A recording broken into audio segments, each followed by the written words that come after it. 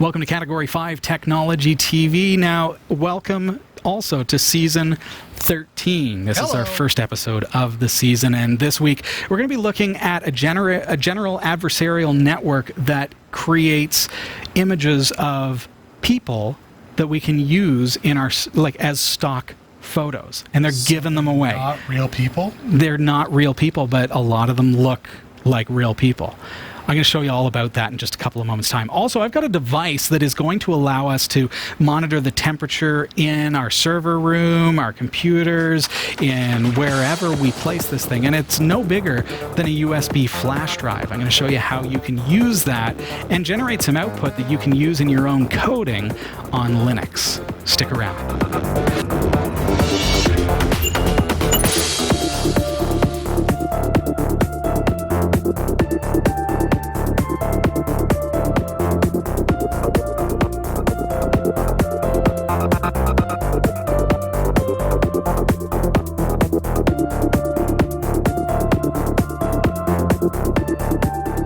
Live recordings are trusted only to solid-state drives by Kingston Technology. Revive your computer with improved performance and reliability over traditional hard drives with Kingston SSDs. Category 5 TV streams live with Telestream Wirecast and Nimble Streamer. Tune in every week on Roku, Kodi, Plex, and other HLS video players. For local showtimes, visit category5.tv.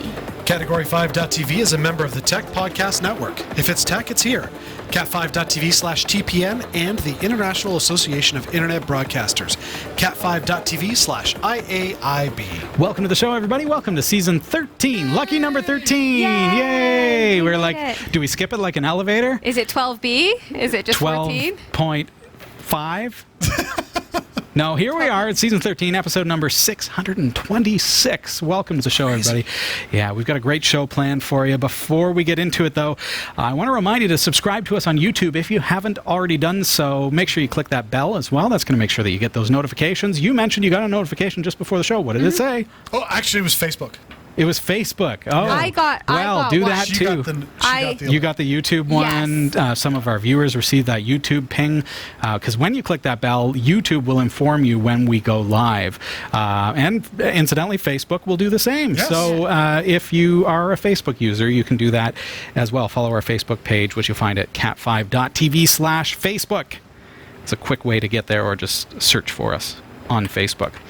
Well, we've looked into general adversarial networks in the past. So this is where artificial intelligence is being used to generate people generally. It's being used to create people. Are we talking like woman in the red dress from The Matrix?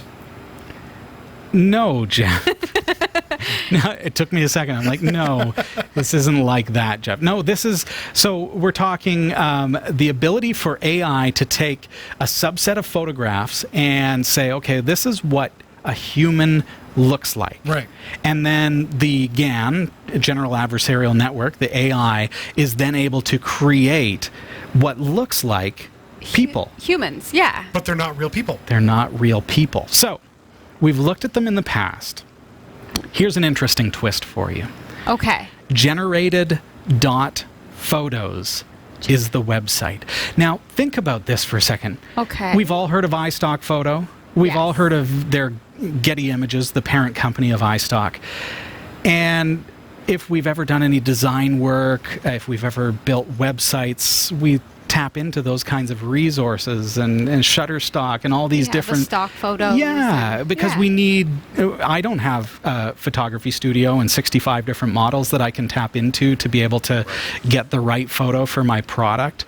So I tap into those and I pay through the teeth sometimes to get other people's shiny teeth smiling on your website. Yeah, because one, the model is a human being, a person.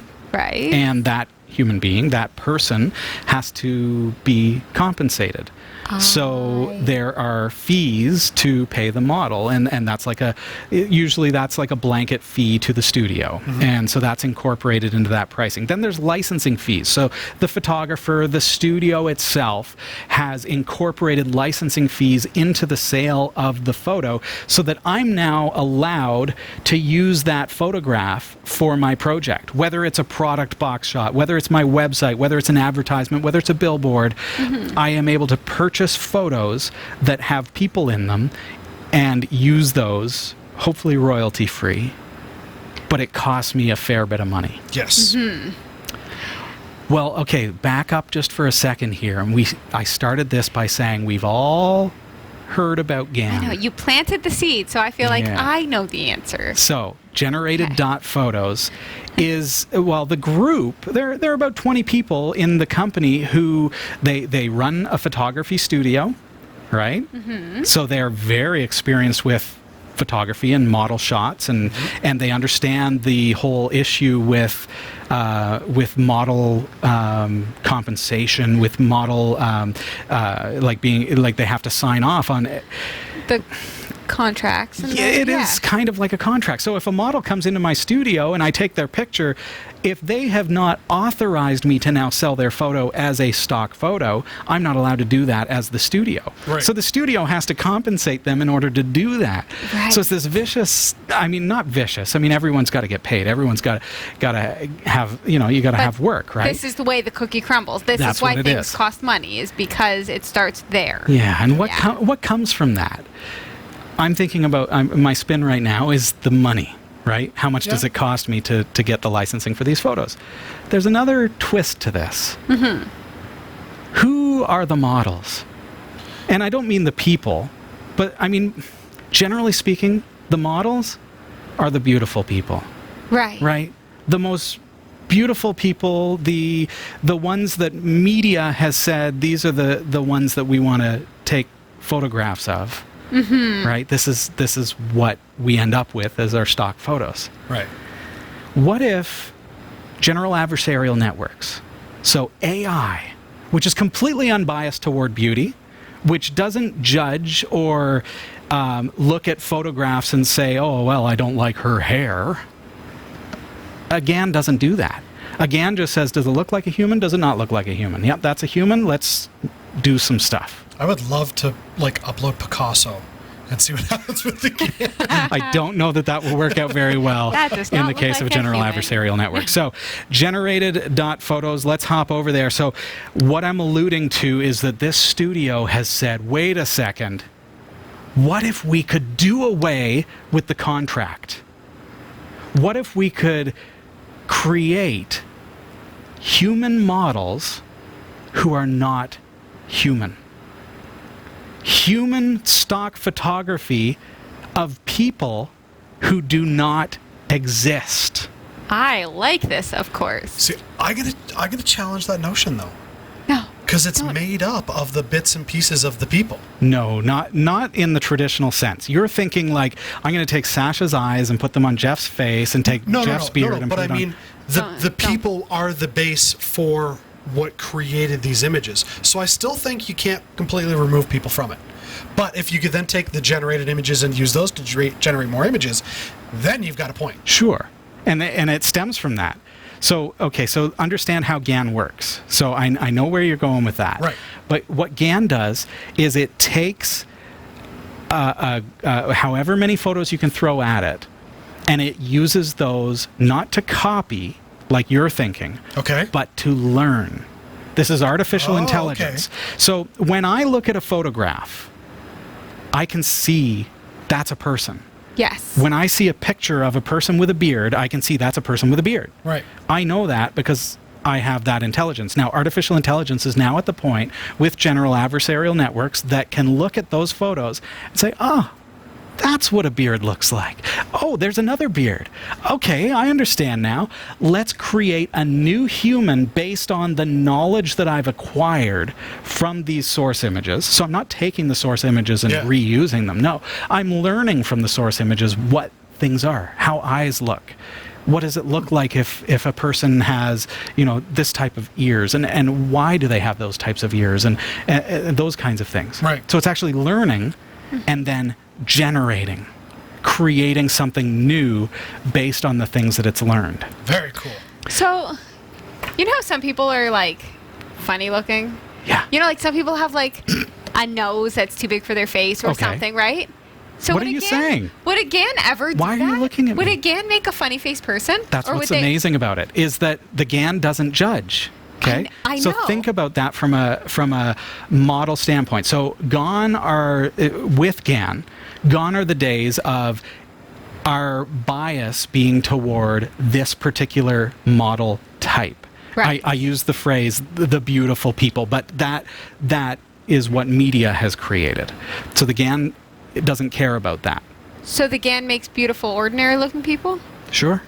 Ordinary, normal people, want to just know normal are people. the people like features always proportionate? Because human beings features aren't always Not proportionate. necessarily, no. Okay, this is You good. want to know Okay, if I it's wanna going to see. create a Quasimodo. No, I want to know that it's going to create like Realistic. Yeah, like I have a mole on my nose. I do not like it. But would the GAN just never put a mole on somebody? No, I think it would. It would Okay. Okay. Because it learns from that. So it'll look at some photos and say, oh, okay, I Some people see have a some. mole. Yeah. Yeah. So let's generate someone that okay. has those features. I want to know how many of them got freckles. Exactly. Right. Okay. So all that to say, this studio that takes photos, so they're a photography studio, and they're also programmers and geniuses, and they know, they understand what this technology is capable of.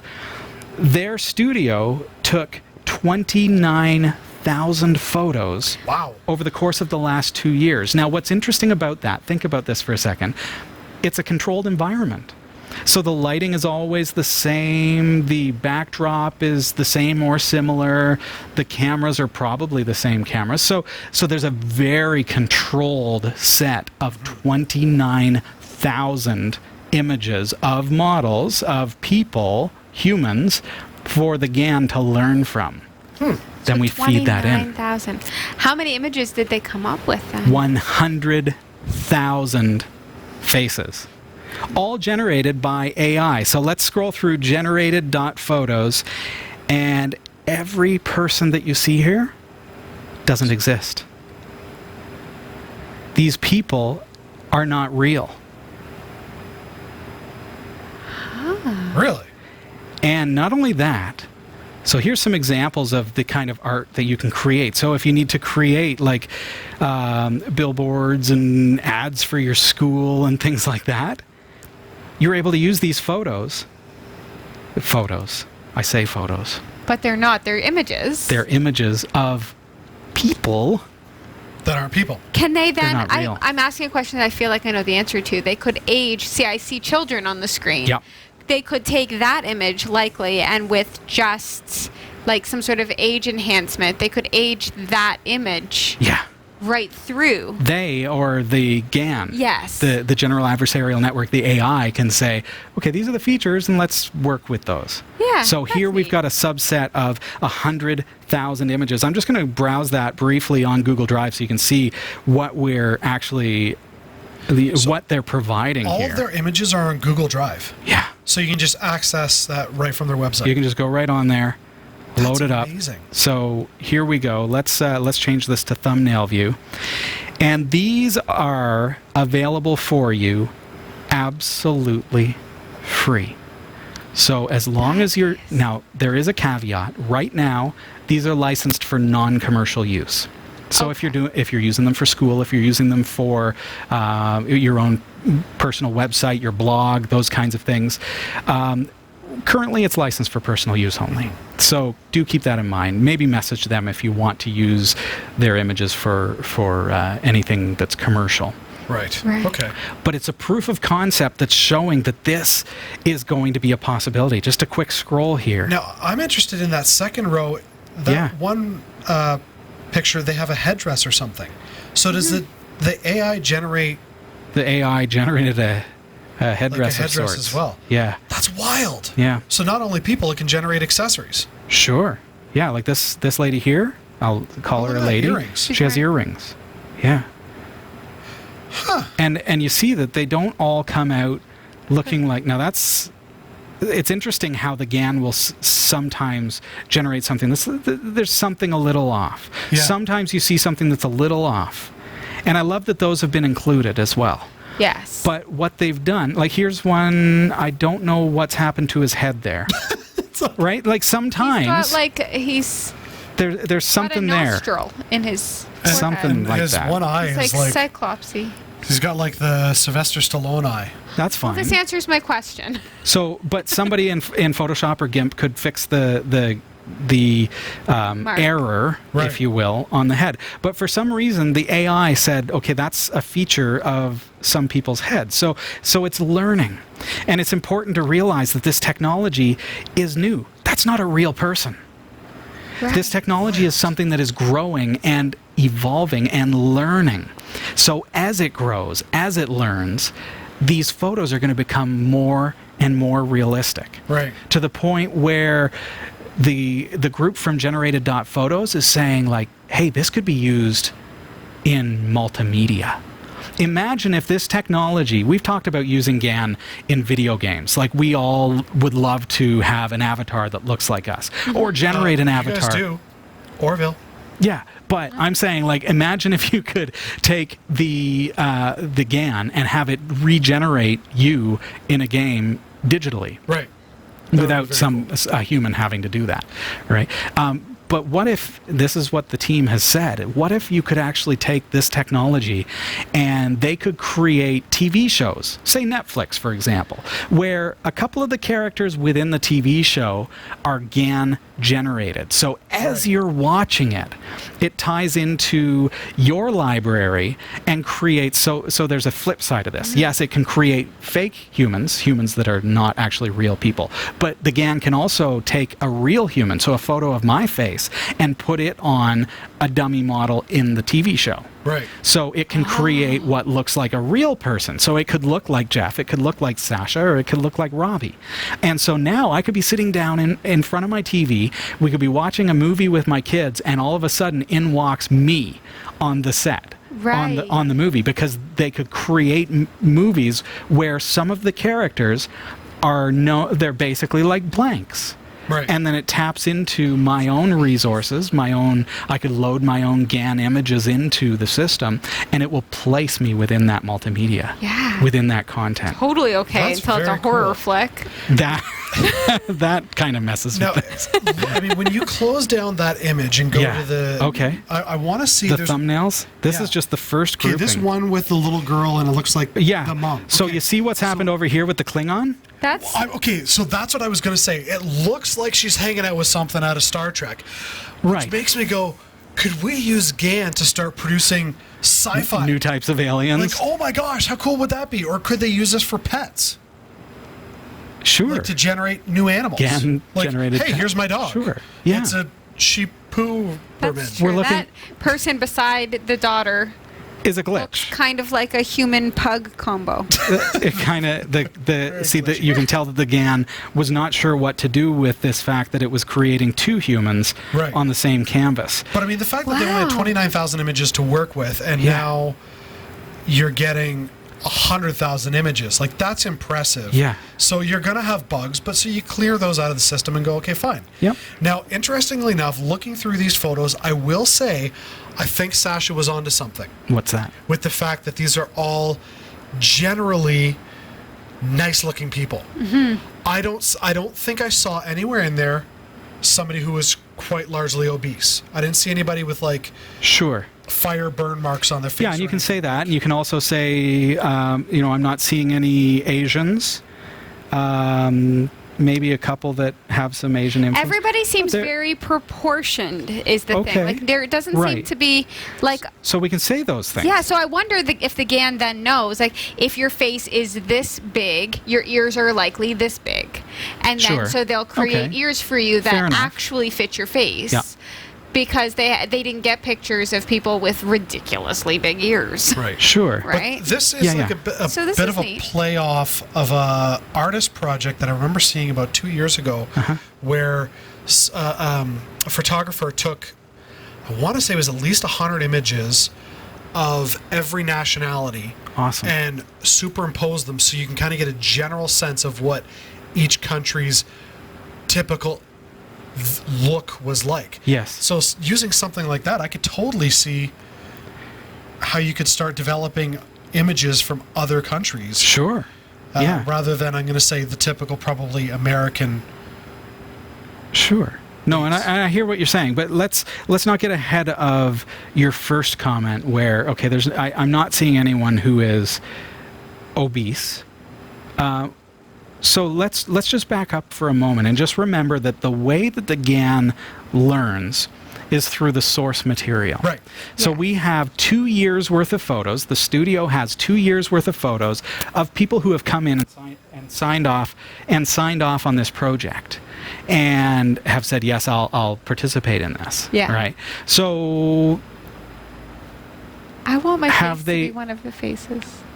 Sorry. let's hook you up. Let's make that I want happen. my face to be Generated.photos. Can we make contributing- this happen? a contributing factor. I'll But take still, this is really cool. So understand with those source images, right?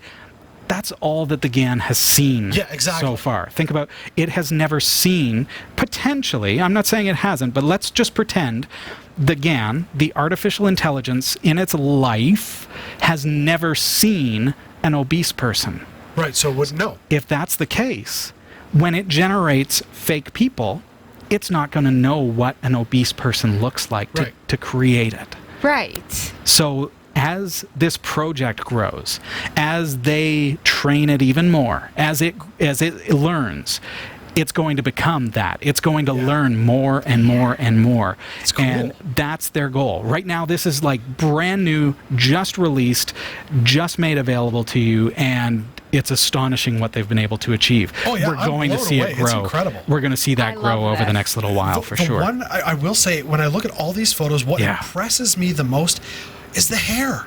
Yeah. Like, despite, Yeah. getting some odd features of the faces and stuff, Mm-hmm. the hair all looks The hair is very spot- realistic. Like, Yeah. Spot on. it's crazy. So that brings me to my next point. Why are there no baldies? The GAN doesn't know bald exists. There was a bald guy. I did Was see there? a bald guy. Yeah. Go up a Oh, bit. It was nice. a really huge bald head, but there was a bald guy. I want to say he was somewhere around here. Okay, well, we'll just keep there was a scrolling. bald If guy. you find the bald guy among the 100,000 pictures on generated.photos, please point him out to me. That would be fantastic.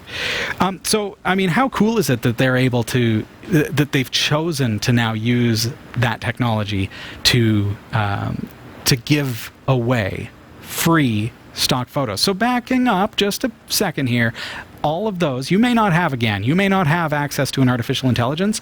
They have created this repository for you, generated.photos. Read all about it, download the images, pick the ones that you want to use, and those are there for you. So you could essentially use the AI with your own family photos to start generating. No, not yet. Oh, okay. Right So now, what? it's That's amazing. It's 100,000 photos that the GAN that they has created. Okay. They are, and I wasn't sure if we were going to talk about this, but just so you know, Jeff, nobody else is here. Hey. Okay. Shh, go away, Sasha. They are working on developing software, which is going to be a part of the project that may allow folks to be able to create their own GAN-generated images based on specifications that they provide. You remember, cool. you know what it's like in an MMO when you're setting up your character and you set, the different proportions and Yeah. how high you want their shoulders to be and all this stuff. You'll be able to do those things within that. That's cool. So, but again, this is the very base. That's it's very just been cool. released at generated.photos. Learn more right there. We do have to take a really quick break. When we come back, though, we're going to be looking at how we can tell the temperature of the room, the temperature of our devices, all from a little USB flash drive-like stick. Stick around.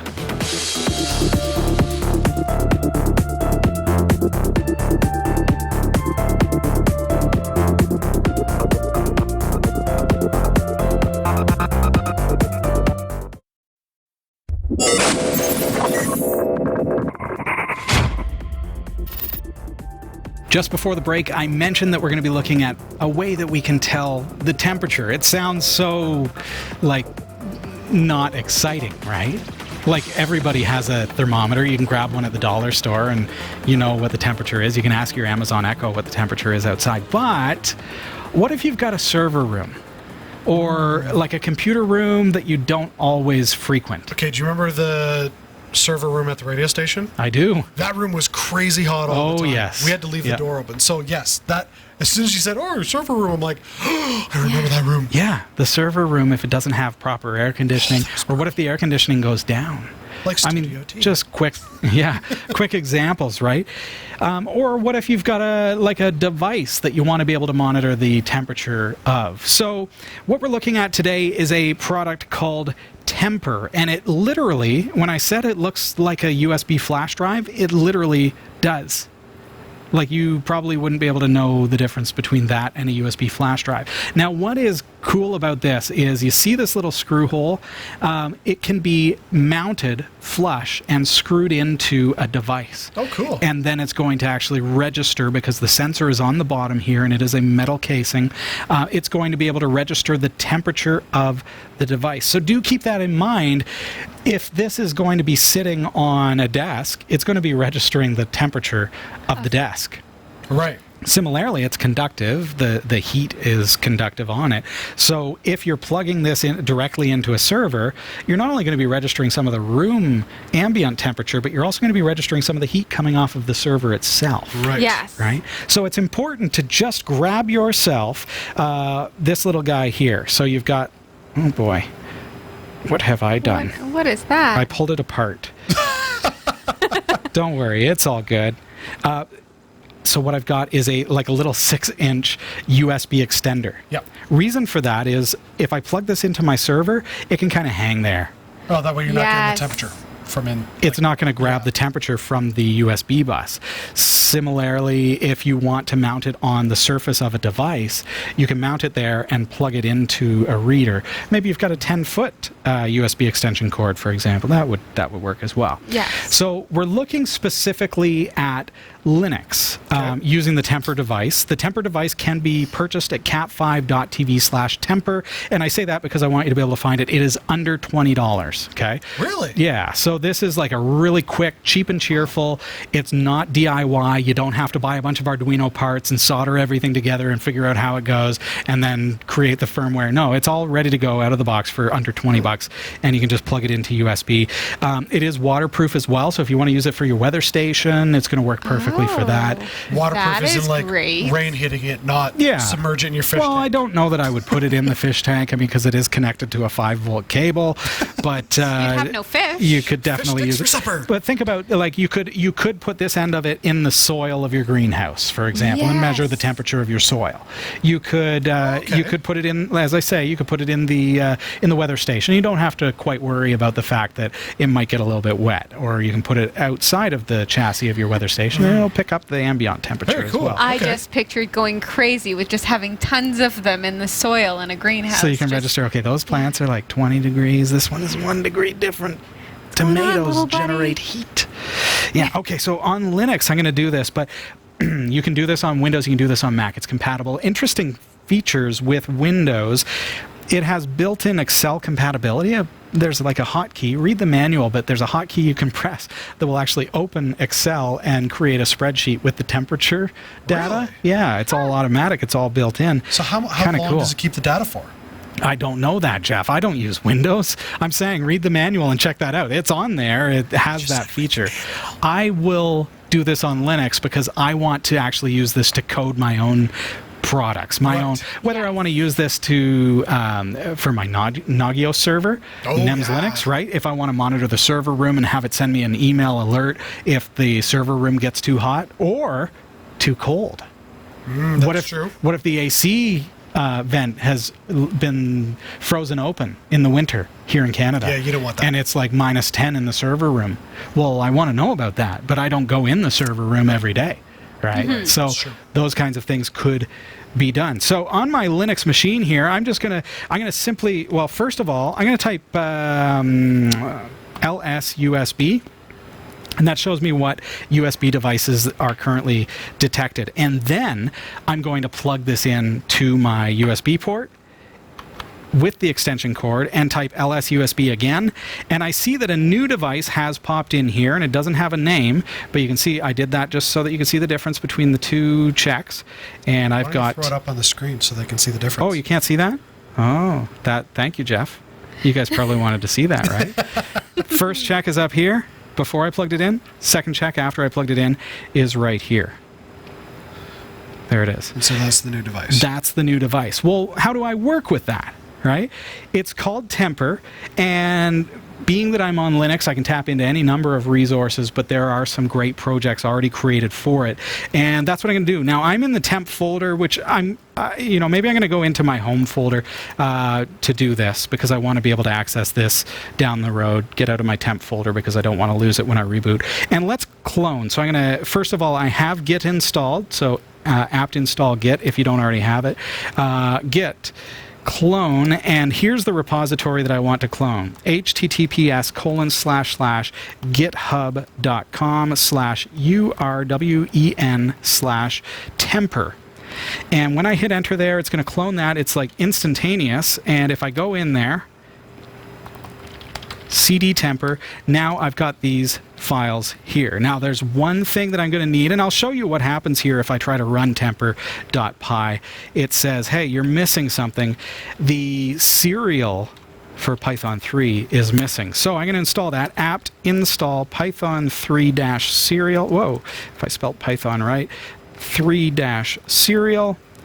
And once that's installed, and my temper device is plugged into the computer. Now if I type /temper.py, it's going to register the Temper Gold version 3.1, and it shows me that it's 30.7 degrees Celsius. Oh, so cool. 87.2 degrees Fahrenheit. Does it have like a minimum maximum? That it Read the manual. That it can handle? Yeah. It does. The max. Now that's an interesting question, and I didn't plan for this. Oh, I'm sorry. I'm gonna go Stick to your notes, cat5.tv/temper. I ask and he goes, read the manual, Jeff. Sasha asks, he's like, let me look Because that that was a Windows question. This is a legit. Yes, there are mins and maxes. Let's see. Okay, so this is the temper device. Let's see here real quick. cat5.tv/temper, I believe, is the link.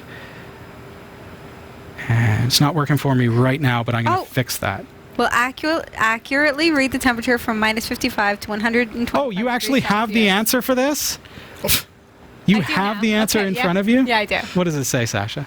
Okay. Well, accurately read the temperature from -55 to 125 degrees Celsius, or -27 to 257 degrees Fahrenheit. Wow. Bingo, that's bango. even wider than I was expecting. What I love about that conversation is you wrote the show notes, so you looked it up, and you're like, I have no clue. Sasha's got the show notes in front of her. She's like, what's the temperature? I have no clue. She asked the question. She's got the answer right in front of her. Oh, that was just So now you know. So Now we know. This is an important thing to know. So the answer is -55 degrees Celsius That's cold. to 125 degrees Celsius. That's hot. Yeah.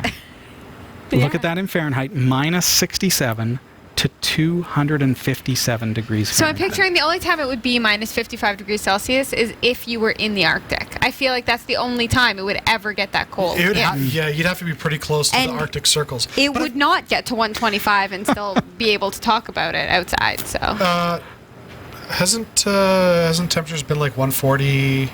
Celsius? No. Oh yeah, Celsius. I'm thinking Fahrenheit. Yeah. In a Can you imagine volcano. 140 Yeah. Celsius? That's the Wow. boiling point of water. Okay, I'm going to jump back to this, guys. Okay. I'm back in my terminal here. Yes. And we see that the output there, it shows the bus, it shows the Temper Gold version 3.1. That's the version, the model of the device that I have, and it shows the temperature. Well, I'm a programmer. I want to take it one step further. I want to do more. Yes. I want to parse data. I want to know the actual readings from this device. So instead, what I'm going to do is I'm going to type /temper.py, and then I'm going to do this. Watch. --JSON. JSON, and watch what happens. Boom. There's my JSON response from the device. So I can now pull not only the firmware, so I know what firmware I have installed. I've got the hexadecimal value of the firmware. I've got hexadecimal data, but I've also got what? The thermal data. So the data is responding in Celsius. Okay. So we can see it's 29.27 degrees. It is warm in here. Here in the studio, yes. And so with that data, now I can parse that because it's JSON data. So I can take that into PHP. I can take that into, I can use like a JSON decoder for Bash, for example, on my Linux machine. And now I can start parsing things and doing really neat things with that data. So I can set up thresholds and I can say, okay, well, if it is 10 degrees Celsius in the studio, Turn on the heat. or like let me know, hey, it's really cold there, you need to figure out what's going on. We don't even need to, I suppose I could code something to like interact with my smart home. Yeah. But at least letting me know. Or if it gets to be 32 degrees Celsius, well, there's something wrong with the AC unit. I need to get in there right away and start turning things down or whatever. So that is called the temper device. You can get one at cat5.tv/temper. What do you think? That is very cool. I love that it's built. It's ready to go. And there's nothing that I need to actually do other than just decide how I want to program it. And you said this syncs up to Nagios as well. But to NEMS. Sure. I mean, it's compatible with NEMS Linux. So you could just plug this into your NEMS server and set your thresholds for low and high, and it'll send you an email if it's outside of those thresholds. That's very cool. It'll let you know if the temperature comes back to a good temperature. See, it's stuff like this that I'm going, okay, I'm totally picturing like a smart home where you've got one of those in all the rooms.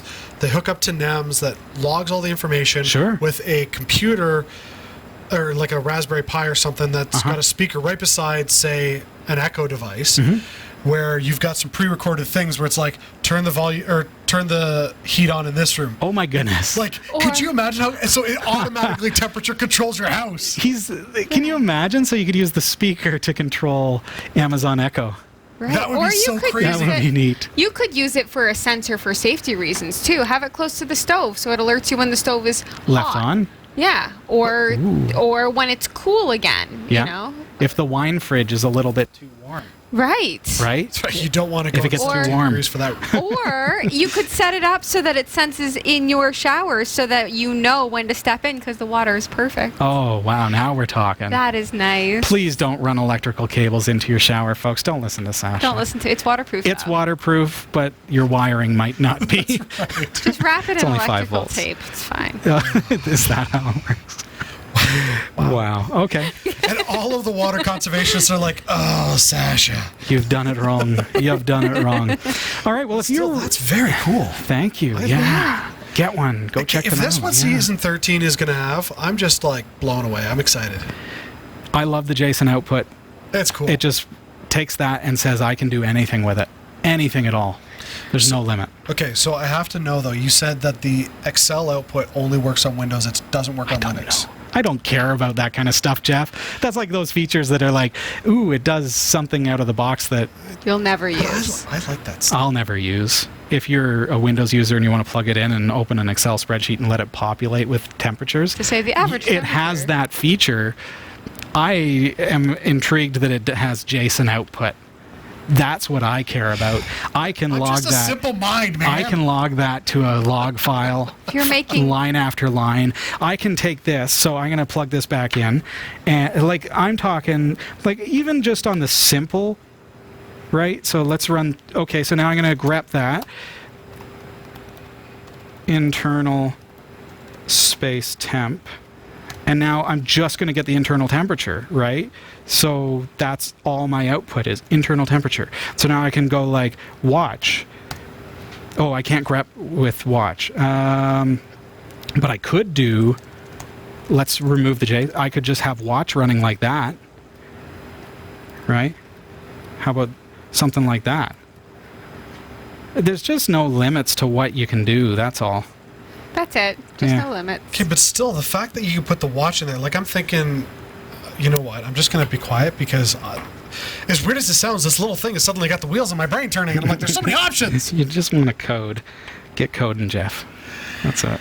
Picturing like smart mirrors in the house. Oh, yes. Oh, yes. What's the coolest DIY maker project that you've done. Now, this is not really a maker project because it's already made. Well, could it though? But it can inspire. It could become a maker project. You could Sure, use whatever you this plug it and into. launch into something different. Sure, you could. The Right. coolest one I've seen, I want to say, came out about 3 years ago. Yeah. He took a touchscreen TV Yeah. and turned it into a mirror in his Love it. bathroom with the projection screen and a Raspberry Pi that showed the weather for the day, Yeah. upcoming events on his calendar, all this kind of stuff. But because it was touchscreen, he could move stuff around. I was like, Oh, nice. that's just awesome. And the great I'm picturing part all the was, streaks all over the mirror. Oh, yeah. The cool part was he gave the instructions on how to do it, so you Oh, can make your that's own at home. excellent. And I was like, Yeah. I like that guy. That's the maker community. And I just haven't done it. Yeah. But I Oh, want it's a to. lot of work. I know. And that's what I mean when I say, like, you don't have to do any soldering with this. It's already built. You just can buy it and it works. So, hey, check it out, cat5.tv/temper. But we do have to move on because it's time. It's time It's time. to jump over to the Category 5.tv newsroom. Here are the stories we're covering this week in the Category 5.tv newsroom. Chipotle Mexican Grill has been leaving money on the table thanks to an apparent bug in the restaurant chain's e-commerce operation. Payment card thieves have hacked the Click2Gov bill-paying portals in 8 cities. The German Ministry of the Interior wants to take back control of their digital sovereignty, cutting dependency on Microsoft and looking for alternatives. And an anonymous bug hunter has publicly disclosed a zero-day flaw in the popular vBulletin forum software that can be exploited over the internet to hijack servers. These stories are coming right up. Don't go anywhere. This is the Category 5.tv newsroom, covering the week's top tech stories with a slight Linux bias. I'm Sasha Rickman, and here are the top stories we're following this week. Chipotle Mexican Grill has been leaving money on the table thanks to an apparent bug in the restaurant chain's e-commerce operation. Last week, Jason Grigsby, co-founder of app development from Cloud4, published his analysis of the eatery's online order form. The web page code, he claims, contains an error that he estimates is costing the company millions in lost sales. While attempting to submit an order, Grigsby encountered 2 error messages, one indicating that the website had been unable to save his credit card number, despite having not checked the box to allow this, and the other being a general submission error. The errors happened every time he tried to use his browser's autofill capability, but not when the data was entered manually. Upon further scrutiny, he noticed that his credit card's expiration date kept being changed after the date was filled in. Based on Chipotle's publicly reported average order value of $16 to $17, and assuming that fixing autofill would increase transactions by 0.5 percentage point, Grigsby estimates that Chipotle could clear an extra $4.4 million in sales annually by eliminating this bug. While he regularly sees problems with autofill on sites, Grigsby says, quote, Chipotle was just a useful example I encountered, and unlike most companies, they happen to have provided some information in their financial reports that made it possible to take a guess, albeit a wild guess, at what the financial impact might be, end quote. Interesting. Okay, so I'm a programmer, so I understand how these kinds of accidental issues can crop up. Yes. Because we can't test everything, right? So Sure. if I create a form to autofill and it's taking the date of the credit card expiry and it doesn't have proper error handling, well, that can cause problems with autofill. Right. Some weird things. From a programming standpoint, I mean, whoever created that portion of the Chipotle website more than likely did it on a business computer, so the likelihood that they're going to have an autofill of their credit card information isn't very high, so Yeah. they may not have even have clued into the fact that that's something they should have tested. Yeah. Well, and you've got to sandbox everything, and you got to try everything. And like I do online e-commerce sales all the time, and like I try to guess at what a user may encounter, but I still get a call once in a while saying I can't fill in the form for some reason. Right. When And then I have to look into it. Yeah, when I click autofill on some things, it's wonky. Yeah. Right? Like it just is. Oh, sure, yeah. Some websites are. The good thing about this is this guy is now going to get free Chipotle for the rest of his life. Yes. Oh. So, but it is interesting that from a business standpoint, just a small error like that is potentially costing them Surely. millions of dollars a year. Could be. A year. And it makes you wonder, could this be a learning opportunity for other e-commerce businesses to go, we need to take a look at our programming again, because maybe we're missing out on big money. Like, imagine if Amazon had a flaw like this that popped up every once in a while. Yeah. How much money they would lose. Right. See, the difference really would be in that if I wanted to buy something on Amazon, I would find a way to do it.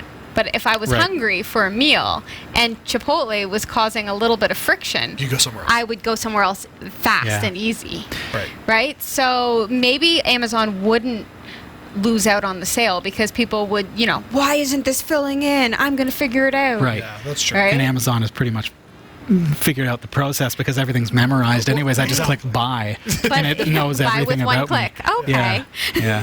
But still, it's But- interesting. Yeah, there's tons of money that Chipotle is probably losing out on because people who are hungry probably now are going to order from, like, I don't know, Pizza Hut or something. As the researcher mentioned, though, it's just one example of Yep. a potential issue, and he's been able to exploit it and demonstrate it, Yeah. and kind of reverse engineer it enough to understand what's causing the problem. But as a consumer myself, like, is it my responsibility to maybe, like, hey, pick up the phone and call Chipotle? And Right. say, like, hey, I'm trying to place an order here. And you're probably not going to reach the web developer. You're going to reach the guy or gal who's making the burritos. And they're going to be, oh, okay, I don't know what I don't know, but I'll take the order of the phone. I mean, I had it happen where I was ordering from Papa John's, and the stupid website couldn't take my order because Becca doesn't eat cheese, and it's not an option. And it's like, No, so cheese is not an option. no, well, I'm not even going to get into it, but no, the particular option that we needed was not compatible with the ordering process. So, because I do eat cheese and I eat meat as well, so it's like a half and half thing. Yes, So let's leave it at that. So I placed an order as best as I could with the confines that they offer, and then I phoned them and I said, look, that order that just came in, here's what's different about that. Yeah, fair. Half of that pizza is no cheese. That's right. Right? So it's just like, maybe that's our responsibility to just kind of let them know, and hopefully they'll fix it. And to be honest with you, I have had such success anytime I've picked up the phone to call Yeah. any company for any reason at all. Big companies are tough. Right? Like, I work for a small company, so if you called me up and said your web form is not processing my order properly, I'll say, okay, let's try to get to the bottom of that, because I'd love to fix it for you, but also, like, let's take the order over the phone. I'm going to help you with that and get it straightened out for you. But if you have time, let's walk through it on your computer as well, because I'd love to fix it. But I'm the guy who's programming it. So that's a good opportunity for me. When you call Chipotle or Papa John's or whoever you're calling, Amazon, like, you're not Right. talking to the person who's going to fix the bug. Yeah. Good luck, Now, right? But with this story though, like, it's a programmer who's noticed this flaw. Sorry, your mic just dropped out. Sorry, go ahead. Like, it's a programmer who noticed this flaw. Would the average Joe Public notice a flaw like this? Yes. Well, they'd just would be like, it notice the flaw. doesn't work. Yeah, but they that's wouldn't know They what the cause. they would say it doesn't work, as opposed to, ooh, there's something wrong with the programming. They just go, They oh, might even think it's something wrong with their computer. sure, exactly. And so they may Yeah, not even turn it think off to and on pick again. up the Yeah. phone and call. Yeah. Who knows, eh? That's interesting though. Yeah. Now I am hungry. Oh, Profits are man, coming your way, so Chipotle. hungry now. So hungry I now. am too. Payment card thieves have hacked the Click2Gov bill paying portals in 8 cities. In 2017 and 2018, hackers compromised systems running the Click2Gov self-service bill payment portal in dozens of cities across the United States, a feat that compromised 300,000 payment cards and generated nearly $2 million in illicit revenue. Now, Click2Gov systems have been hit by a second wave of attacks that's dumping tens of thousands of records onto the dark web. Researchers with security firm Gemini Advisory said late last week that the new round of attacks began in August and have so far hit systems in 8 cities, 6 of which were compromised in the previous episode. Many of the hacked portals were running fully up-to-date systems, which raises questions about precisely how the attackers were able to breach them. Click2Gov is used by utilities, municipalities, and community development organizations to pay bills and parking tickets, as well as make other kinds of transactions. While the breaches affect 8 cities located in 5 states, payment cards belong to people in all 50 states have been compromised. Some of the cardholders didn't live in the cities that were affected, but transacted with the breached portals, possibly because of past travels to those cities or because holders owned property there. The cities with hacked portals are Bakersfield in California, Pocatello in Idaho, Broken Arrow in Oklahoma, Ames in Indiana, and in Florida, Deerfield Beach, Palm Bay, Milton, and Coral Springs have all been impacted. People who have made transactions to Click2Gov systems should check their payment card statements regularly over the next few weeks. Okay. Wow. We want to trust these payment processors. Yeah, we want to trust them. That's tough. What's interesting about this one, though, is the fact that it was on completely up-to-date systems. How does, like, you're a programmer, I'm not. I'm just, Joe Blow who likes Linux. How does that happen when you've got an up-to-date system? Sure. That they can still get that exploit? Does it really mean that it's not fully up-to-date? Not necessarily. I mean, there are exploits that are maybe not revealed in the wild, right? Right, okay. Before Eternal Blue was publicly known, it existed. The That's NSA true. used it. That's true. So those exploits existed. They just weren't public knowledge. Right. So that's an exploit. But this, to me, as the programmer, would point to malicious staff. Quite possibly. Oh, okay. Yeah. Right? A device on the network that's man in the middle. Oh. Something like that could be the case as well. You'd be so stuck if you got a parking ticket in Florida Sure, on vacation and you're back here. The only way you could really pay that ticket is on the Click2Gov website. And they really force your hand. I mean, my kids are in school, in the public school system, and the only way you can order pizza on Pizza Day now, you can't send an envelope with cash like they did when we were kids. You got to do it online. You got to do it online. And the portal is how good, Jeff? I don't know. My wife does it. It's trash. Is it? Okay. Yeah. I mean, sorry to the programmers, but it was probably developed 5-7 years ago and is still in the state that it was then and hasn't been updated since because it's government good funded enough. and it works. No, it's garbage and shouldn't be trusted. But so I feel like, okay, this could easily be exploited, I'm sure. Right. Who knows, right? So then what? You have one credit card that you keep at a very low balance for things that you think are dodgy, which is Hey, there's a neat idea. Like, use a refillable credit card from like a Shoppers Drug Mart or just something like that. Super cheapy throwaway credit card. Yeah. For almost everything online. That's a good idea. That's one way to do it. I mean, it doesn't fix the general problem. It doesn't. It's a safety measure. It protects you. The problem still exists, but now I'm not being impacted. It means that Sure. Yeah. But how do you know when and who is going to be compromised? almost everybody is. Almost everybody. So if I'm going to order online, I can go to the local store where they sell like a $50 or $100 Visa card that I prepay, and then I can use that to make my purchases, and I don't have to worry about identity theft or credit card theft. right. Because presumably I'm just going to spend everything on that card. Right, exactly. If you have a $50 parking ticket from Florida or Bakersfield, then go buy a prepaid credit card and pay your parking ticket with that. That's it. Now, not necessarily directly related to the theme of this news story, but I feel like the last year we've seen a lot of exploits that have impacted government agencies. And we've talked a lot about on the news that quite often government just doesn't have the money to have the latest and greatest stuff. With an expanding digital economy and with an ever-increasing number of technological people, are we going to see a rise in this kind of story where exploits and bugs in the system that we just didn't know were there, more people are going to find and it's going to get used maliciously? Or do you think at some point society is going to say enough is enough, and there's going to be enough good people rising up to say, I've hacked this, I found the problem, it's not exploited anymore. Here you go, government, I fixed your issue. Oh, wouldn't that be Wouldn't it be nice? nice if all the hackers were good? First of all, technologible. That I want to be a word now.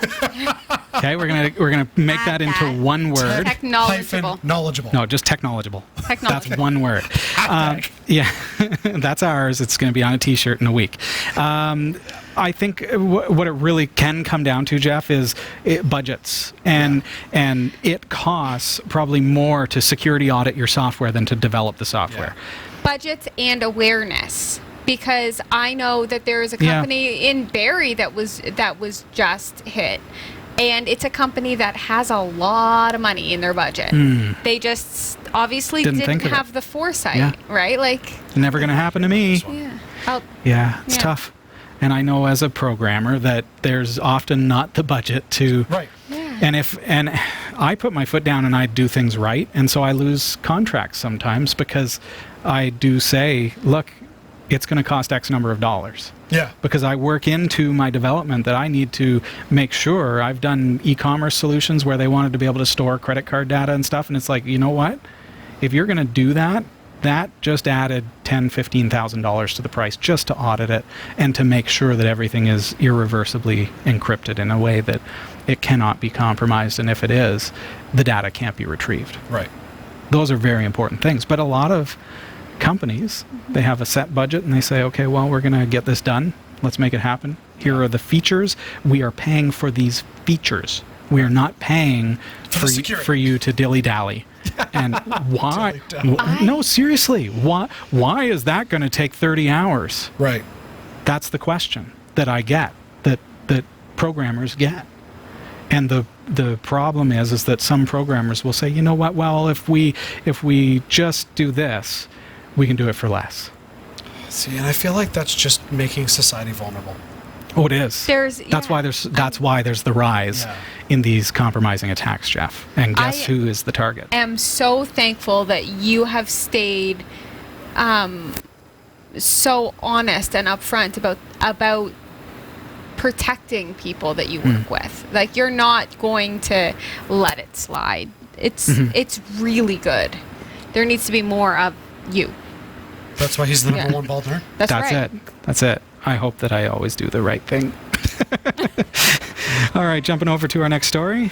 Oh, actually, Robbie, we have to take a quick break first. The crypto reports and more of this week's top tech stories are coming up. Don't go anywhere.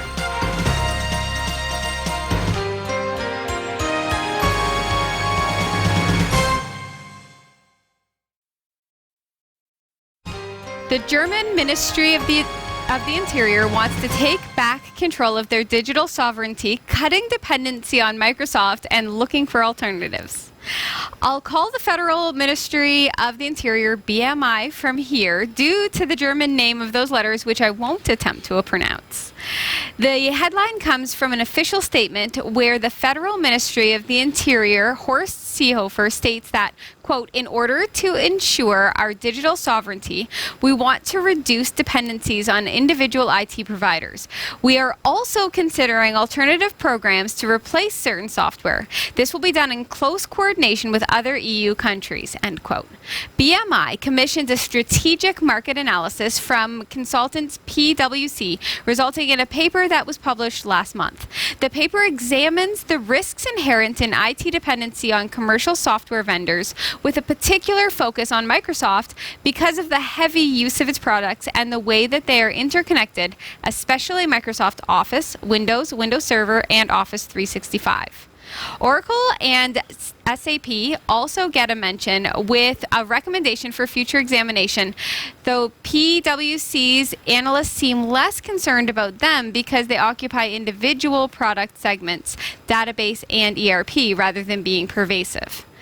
The current trend toward integrated cloud-based offerings such as Office 365, Dynamics 365, and AI-driven applications on Azure give the customer enhanced value but also increase increases lock-in because the added value comes from using them together. The analyst identifies several pain points. The first is data security. Telemetry transfers data to Microsoft. The user has limited insight and control over this, and it may contain personal data, and the report warns that this raises concerns surrounding GDPR. In addition, dependence on cloud services raises the risk of outages or remote deactivation of software licenses. The report also adds that subscription pricing means the potential for uncontrollable costs. It suggests that Microsoft has the power to hoist prices or change the licensing rules. There is also an intriguing claim that using cloud services may reduce in-house IT competence because the need to support on-premises software is reduced and therefore threaten the federal administration's ability to innovate. Beyond diversifying their software by breaking it up amongst several vendors or negotiating to have control over telemetry data, their recommendation is clear: build and use more open source software. The report references several examples, including Munich's largely failed attempt to replace Windows and Office with Linux and OpenOffice, subsequently reversed, and the more successful efforts of the French police force to use Linux, LibreOffice, and other open source applications. The report suggests that it is easy to identify advantages in switching away from expensive proprietary software, but often hard to accomplish. They say to be realistic, ensure user acceptance, do the necessary training, and proceed step by step. It's good advice. Yeah. It is. This is an interesting story, though. And the reason I find it interesting is because there's a growing number of countries that are ditching Microsoft. And as I'm listening to you give the story, I'm thinking Microsoft has to be worried. They should be worried because it's not like a company goes, "Oh, we're switching to Linux." You're losing countries. That's a big deal. It's interesting, though, because they're centralizing all of their products into the cloud. Yes. And they must realize that, okay, well, we're dealing with foreign countries. And if I was a foreign country, I wouldn't want all of that control in an American company. Yeah. Right. And we're talking like, and when you're talking about these things being tied in together, it's like, yeah, you actually have to have this, this, and this in order to have this feature. No, I just want that feature. No. I just want to be able to video conference. Sorry. Well, I need Microsoft Teams now because Skype is dead.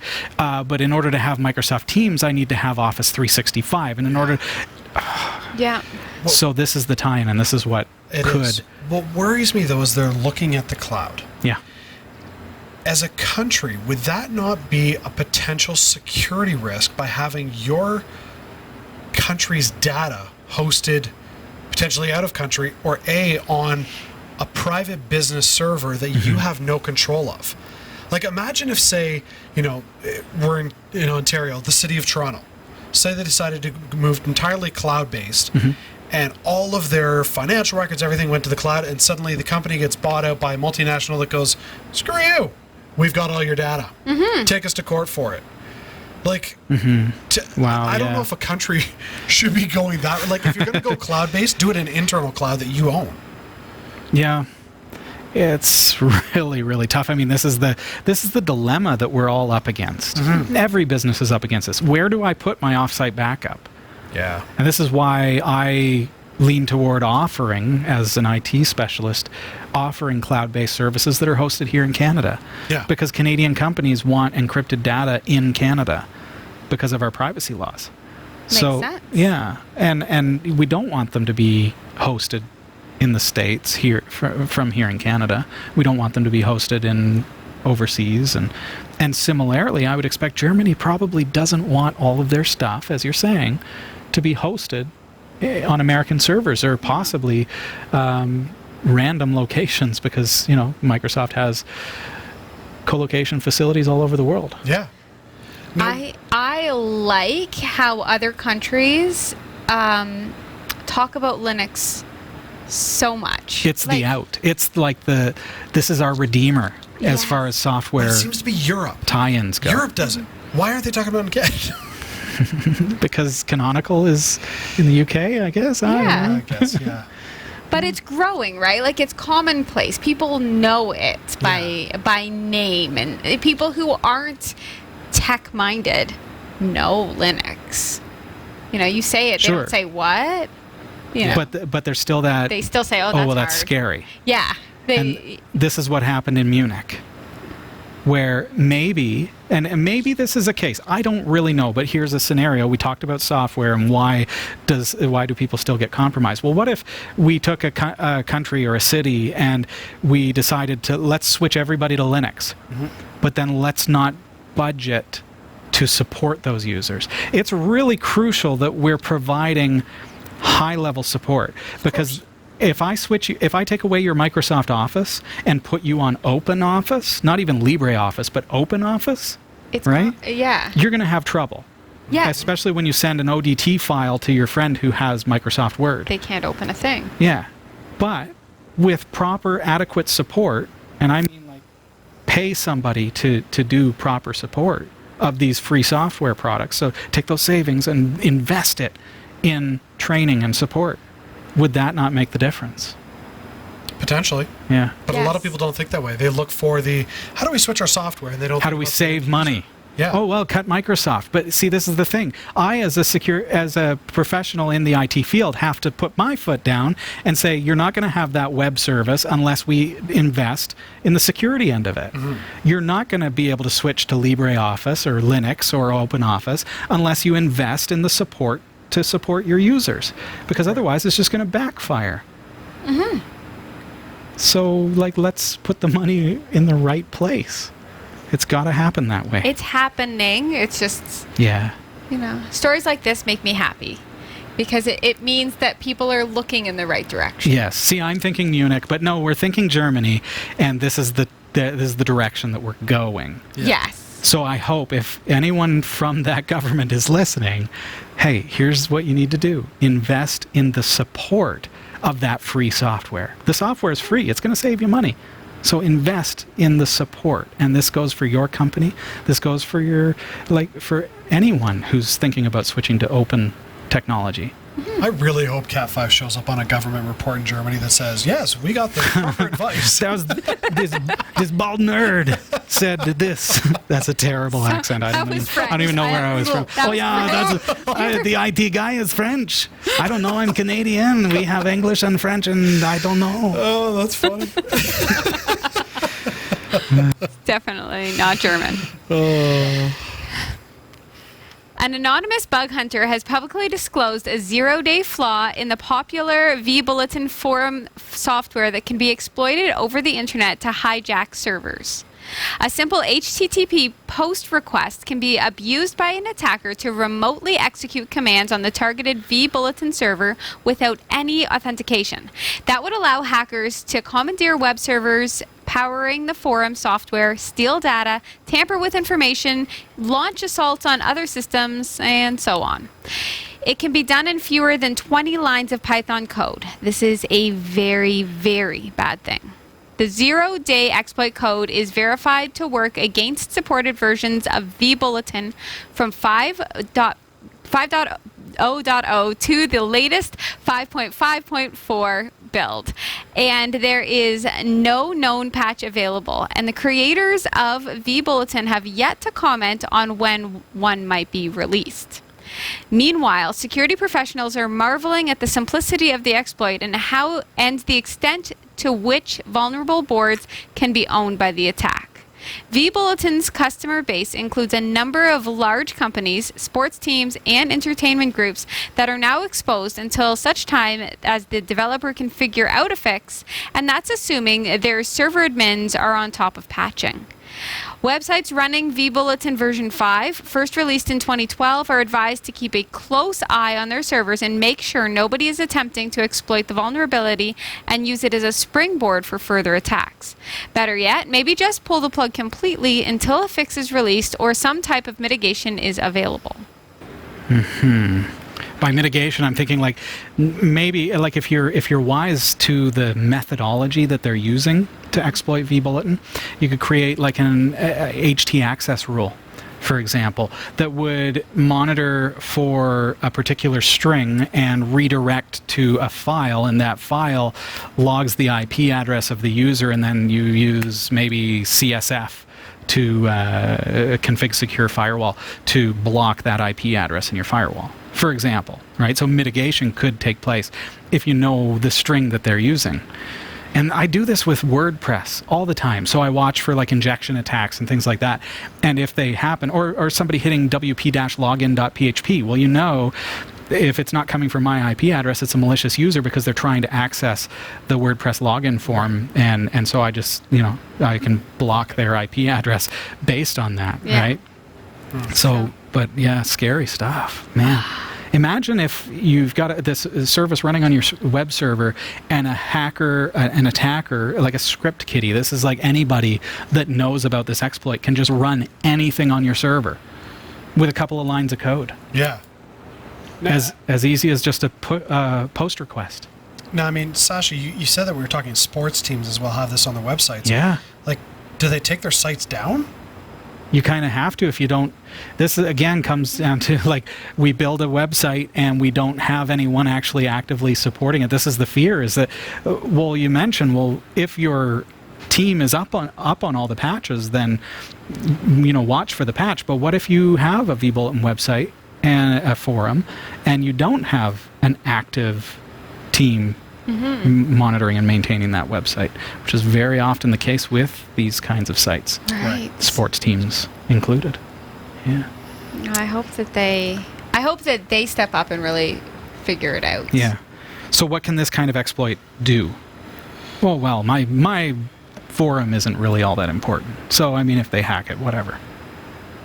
Except that can't they just get in using that? Yeah. And then yeah. How does ransomware spread? Yeah.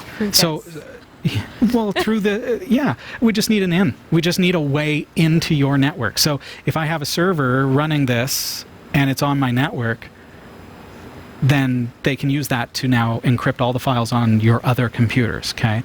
If it's not on your network and it's just a hosted service somewhere, maybe you're using like a co-located server or something, well, the data can be stolen. All the data, all the logins, all the credit card information of the people that are signed up to your sports teams, and anything that's on the server can be taken or encrypted and used as ransom. And if they don't have any like hashing on passwords and stuff like that, like which some of these old software programs don't. Yeah, like MD5.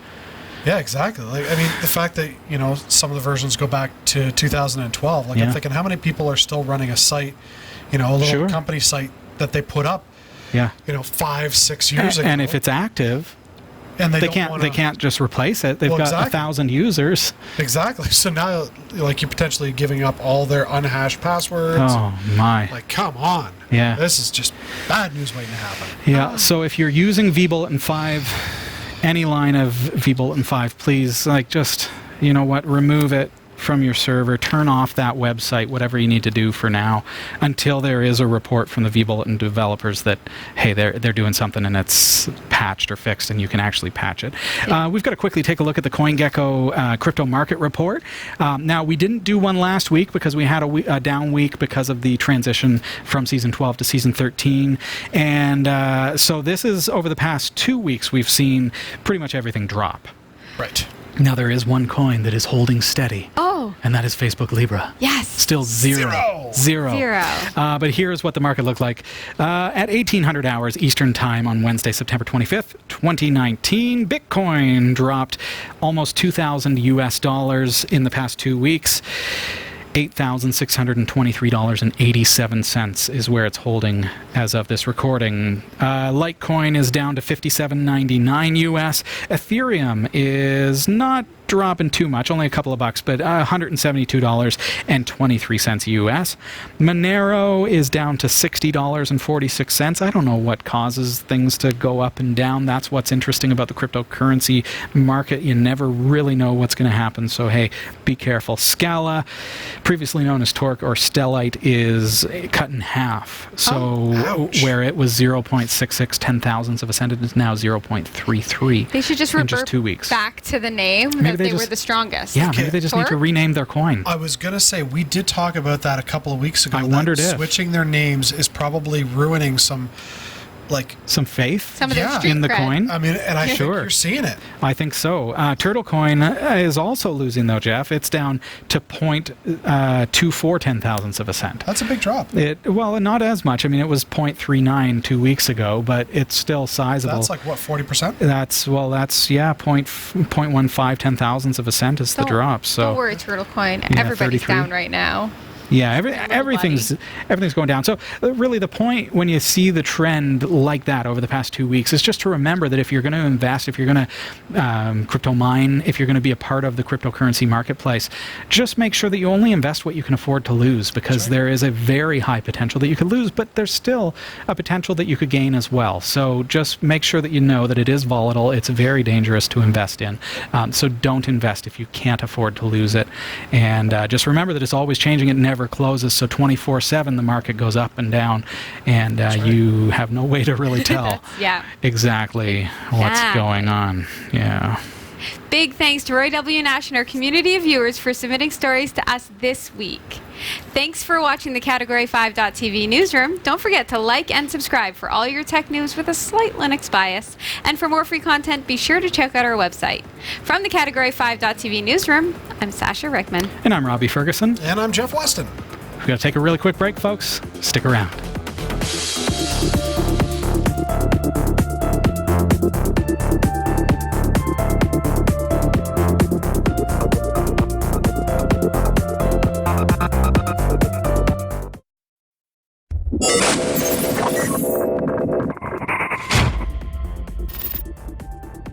All right, well, there we have it. That's our first episode of season 13. I hope you've all had a great time. I hope you've had fun. Who's it for? Who's it for? I got like 5 of them. Wow. Nice. Wow. I got 3 fake It's outs. really and a awkward real. around here, folks. But hey, next week we have a fantastic show planned for you. Amy Double D is going to be joining us. She's going to, What? well, she is a world famous maker. Yeah. I mean, she has hacked the Tesla car. She's a body hacker. She does some really cool stuff. Very cool stuff. And she's going to be joining us here on Category 5 Technology TV to tell us, what inspires her and what kind of cool hacks she's been up to. So you definitely want to be here with us next week. Don't miss the show.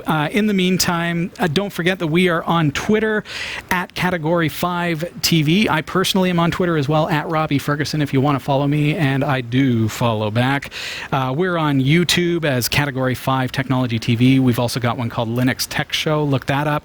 Linux Tech Show is like individual little snippets that are a lot shorter, so you can just catch like a 20-minute clip here and there, catch the newsroom, things like that, versus Category 5 Technology TV, which is the full 1 to 1.5 hour show every week. It's like having a snack versus a big meal. Yeah, but right? subscribe to both, Yes. because then you're going to get the best of both worlds. You might watch the full show and say, oh, that would be a really great clip to send to my friend whoever. And so then you grab it off of Linux Tech Show, and they don't have to watch the full show. They can just watch that clip. Do keep in mind as well, we're on Plex and Kodi. You can get those through our GitHub page, which is Cat5TV. And of course, our main website brings everything together, including RSS feeds and like Google Podcasts and everything else at Category5.tv. That's all the time that we have for this week, though, folks. I hope you've enjoyed the show, and I look forward to seeing you again next week. Take care. Bye.